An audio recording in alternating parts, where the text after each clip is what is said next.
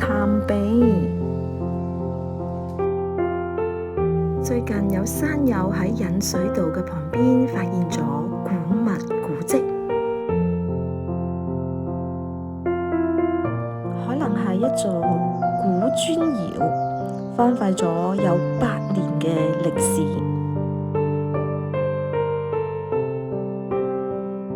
佢嘅高度差唔多有3米，佢嘅直徑有呢個5米多，差唔多6米啦。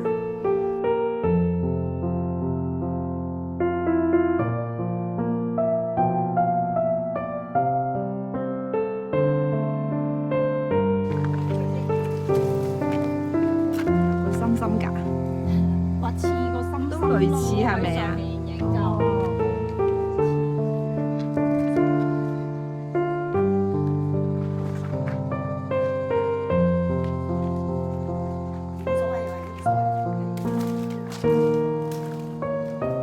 古窯嘅頂部咧已經穿咗一個好大嘅窿。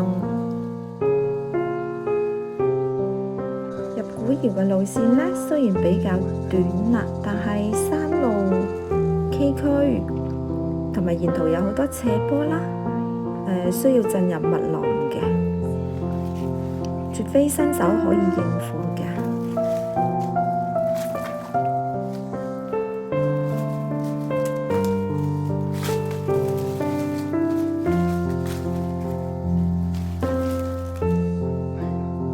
獅子山古窯嘅路線比較短，喺呢個紅梅谷引水道附近。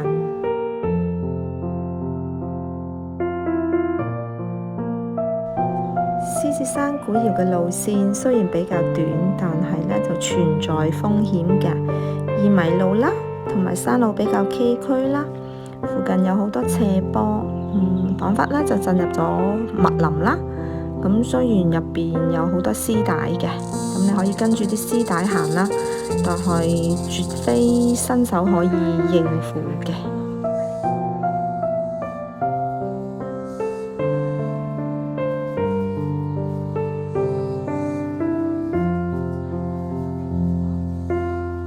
古窯嘅頂部咧已經倒塌咗啦，有某一個缺口嘅形狀咧就似係心形啦。